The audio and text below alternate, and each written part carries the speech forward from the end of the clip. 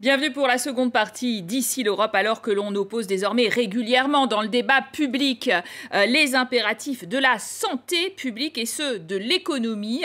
Tout le monde veut la relance, mais de quelle relance parlons-nous? Quel retour à la normale? Et surtout, faut-il revenir au monde d'avant? Nous recevons aujourd'hui Philippe Lamberts, le coprésident des Verts au Parlement européen, depuis Bruxelles avec nous. Bonjour Monsieur Lamberts. Bonjour. Vous exigez que la crise sanitaire du Covid soit un accélérateur dans la lutte contre le changement climatique. Est-ce qu'on en prend le chemin? Eh bien, j'ai envie d'y croire. J'ai envie d'y croire quand je vois la majorité très large qui s'est dégagée au Parlement européen autour de l'idée de placer la transition verte au cœur du plan de reconstruction économique de l'Union européenne, une volonté qui est aussi en harmonie avec celle affichée par la Commission européenne, qui a déposé son projet de plan de relance le 27 mai. Et donc, si je ne devais compter que sur la Commission et le Parlement, je pense qu'on serait bien parti. Mais évidemment, il y a un os, et cet os, c'est souvent les États membres, c'est-à-dire que dans les États membres, parmi les États membres, il y en a beaucoup qui résistent à cette idée et qui préféraient revenir au monde d'avant. Donc, ça va être un bras de fer, mais mon petit doigt me dit que l'espoir a changé de camp. Autrement dit que les tenants du modèle dans lequel nous vivons depuis 30 ans, la mondialisation néolibérale, sont peut-être encore numériquement majoritaires dans les institutions, mais sont devenus minoritaires dans l'opinion publique et largement minoritaires. Et donc, nous allons utiliser ce levier pour imposer en effet une transition qui est, parmi ses objectifs clés, le fait de faire cadrer nos sociétés dans le cadre des contraintes biophysiques que nous impose la planète. C'est bien sûr la question du climat, c'est la question des ressources et c'est la question de la biodiversité. Alors, dans le pacte vert, justement, il y a un fonds de transition juste qui permettrait de mobiliser 40 milliards d'euros pour les régions les plus en retard en matière de transition carbonée, de neutralité carbone. Donc la Pologne, évidemment, qui est lourdement addicte au charbon, bénéficierait de 8 milliards, l'Allemagne 5, le Royaume-Uni 4,5, la France 2. Est-ce que vous pensez que ça sera suffisamment incitatif? Écoutez, je ne sais pas ce qu'il faut, je ne sais pas si le changement climatique n'est pas une menace suffisante que pour inciter au changement. Certains ont besoin d'une aide, ou en tout cas réclament une aide plus importante. Ce qui est sûr, c'est que ceci est bien en deçà des investissements totaux qui devront avoir lieu pour faciliter la transition. Ceci étant, le fonds de la transition juste est juste un élément d'un dispositif bien plus large que ça, puisqu'on parle quand même d'un plan de relance de 750 milliards qui vient s'ajouter aux 1000 milliards sur 7 ans du budget européen. Et donc, l'idée, c'est bien de faire cadrer l'entièreté du plan avec les objectifs de la transition écologique de l'économie. Et donc là, je pense que c'est vraiment ça, là que se trouve l'enjeu crucial. Parce que si vous limitiez votre approche au fond pour la transition juste, ce serait une sorte d'autocollant vert qu'on mettrait sur une voiture brune. Ça ne nous arrangerait pas beaucoup. Ce qu'il faut, c'est réellement changer le cœur même de nos sociétés et pas simplement repeindre tel ou tel compartiment en vert. Ce vendredi, les ministres de l'Intérieur se prononçaient sur l'ouverture des frontières intérieures et un calendrier pour les pays tiers. La libre circulation, c'est un calcul finalement pour booster le secteur touristique, ou ça reste une priorité morale de l'Union européenne? Mais c'est les deux. Je pense que l'Union européenne, c'est une union qui se caractérise dans la perception commune de nos concitoyens par une monnaie commune, en tout cas pour 19 États, et surtout par une forme de liberté de circulation. Je dis, quand je raconte à mes enfants qui ont entre 25 et 30 ans qu'il fut un temps où pour passer de Belgique en France, il y avait des contrôles, c'est à peine s'ils me croient, tellement ils ont été habitués à circuler librement. C'est évidemment...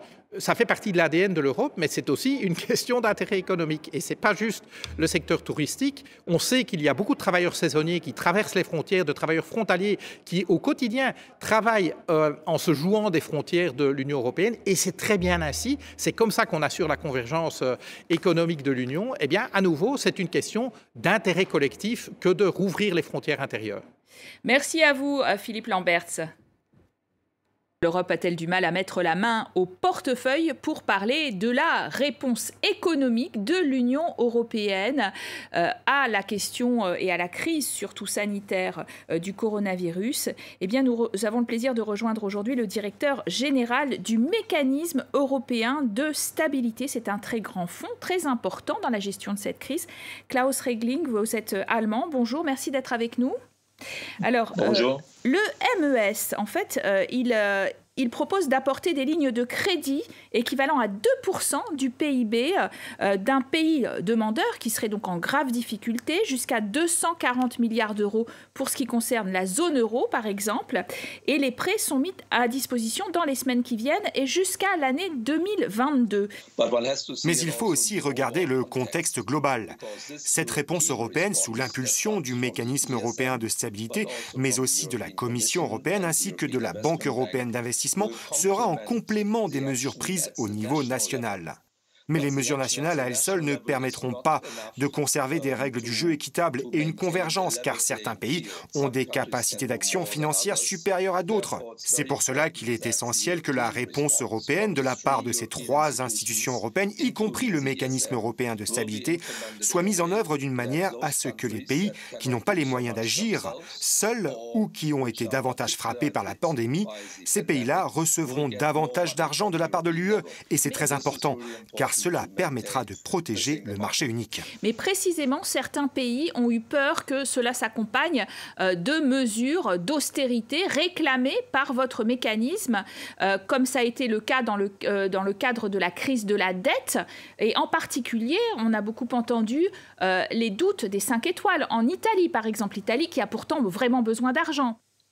Je pense qu'il est désormais très clair que le mécanisme européen de stabilité fonctionnera de manière très différente aujourd'hui par rapport à ce qu'on a vu il y a 7, 8 ou 9 ans. À cette époque-là, pendant la crise financière mondiale et la crise de l'euro, certains pays avaient commis des erreurs graves de gestion économique qu'il a fallu corriger. Des pays comme la Grèce, le Portugal, l'Irlande ont perdu le droit d'accès aux marchés financiers pour une raison. Ils se sont trompés sur le plan de développement économique. Donc il a fallu corriger ces erreurs. C'est pour cela qu'il a fallu mettre en place un agenda de réformes structurelles. Aujourd'hui, nous sommes dans un cas totalement différent.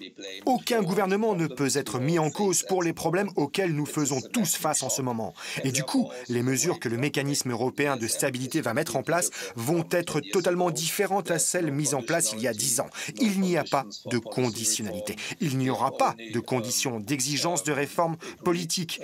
Et nous avons convenu avec les États membres que les contributions du mécanisme européen de stabilité seront uniquement utilisées dans le secteur de la santé publique, des dépenses liées à la pandémie, et cela atteindra facilement les 2% du PIB de tous les pays membres. Monsieur Regling, je rappelais que vous êtes l'Allemand qui dirige donc ce mécanisme européen de stabilité. Dans une tribune au Monde, vous vous étiez prononcé contre les eurobonds, c'est-à-dire des obligations européennes en commun. Et aujourd'hui, vous dites que vous soutenez finalement la démarche qui consiste à créer un fonds de relance de 500 milliards d'euros, qui ne seraient pas des prêts, mais bien des subventions aux pays les plus touchés, et une sorte de dette mutualisée.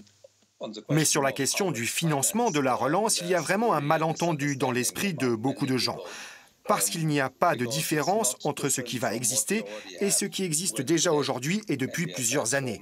Quand le mécanisme européen de stabilité doit financer seul les pays, nous émettons des obligations qui sont garanties par tous les États membres. C'est-à-dire que nous avons déjà une dette mutualisée. Pour le mécanisme européen de stabilité, cela représente 300 milliards d'euros. La Banque européenne d'investissement fonctionne de la même manière. La Commission européenne a fait pareil, avec de plus petites sommes jusqu'ici. Donc la proposition actuelle ajouterait 500 milliards d'euros à cette dette mutualisée totale. Mais je le redis, nous avions déjà 800 milliards de dettes mutualisées en Europe, donc ce n'est en aucun cas une nouveauté. Ce qui est nouveau en revanche, c'est que si cet argent vient de la Commission européenne, il sera déboursé dans le contexte du budget de l'UE, donc il sera distribué sous forme de subventions et de transferts vers les pays qui ont été le plus affectés par la crise. Donc ce ne sera pas un prêt qui doit être remboursé, il sera remboursé au marché par l'ensemble des pays membres. C'est cela qui est une nouveauté, et non pas le fait d'avoir de la dette mutualisée et des obligations garanties par des États membres. Vous pensez que cette proposition va être adoptée par les 27 ou il risque d'y avoir, là encore, des unions européennes et différences de perception sur l'orthodoxie budgétaire? Nous savons qu'il y a au moins 4 pays qui ont exprimé une opinion négative envers la proposition franco-allemande. Mais c'est simplement le début du processus. Nous en avons l'habitude en Europe. Lorsqu'un nouveau problème apparaît et il y a une nécessité à trouver de nouvelles solutions, on ne peut pas s'attendre à ce que dès le premier jour, dès le début, tous les pays, les 27 de l'UE et les 19 de la zone euro aient la même vision des choses. Ce serait très surprenant en fait. Ce serait hors norme. Nous avons besoin d'un dialogue fructueux, de discussions fortes. Cela pourrait nécessiter des réunions pendant toute une nuit à Bruxelles pour conduire des négociations intenses. Mais c'est normal pour l'Europe, on en a l'habitude. Nous allons entrer dans ce processus. Je suis convaincu que nous obtiendrons quelque chose à la fin. Cela pourrait être légèrement différent à ce qui était prévu dans la proposition initiale de la Commission, mais je crois que la proposition est taillée sur mesure par rapport à la situation dans laquelle nous nous trouvons actuellement. Et elle met en place de nouveaux éléments qui sont vraiment nécessaires maintenant, comme des subventions et des transferts vers les pays les plus affectés par la crise. Et j'espère vraiment que des arguments bien affûtés mèneront à un consensus in fine. Merci, Monsieur Regling, pour cette analyse. Bien sûr, nous suivrons sur France 24 le déroulement de ces négociations, vous l'avez dit, entre les États membres. Elles auront lieu bientôt en sommet européen. Alors, nous verrons effectivement si cette proposition de budget de relance économique est véritablement adoptée. Merci à vous de nous avoir suivis. À très bientôt. Vous restez sur notre antenne France 24.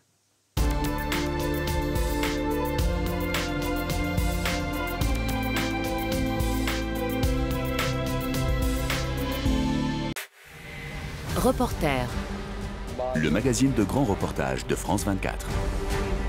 Avec les équipes de la rédaction, partez chaque semaine à la découverte de sujets inédits. On va vous prendre sur notre bateau. Plongez en profondeur dans les grandes histoires de l'actualité. Retrouvez-moi chaque semaine pour un nouveau numéro de Reporter sur France 24 et France24.com.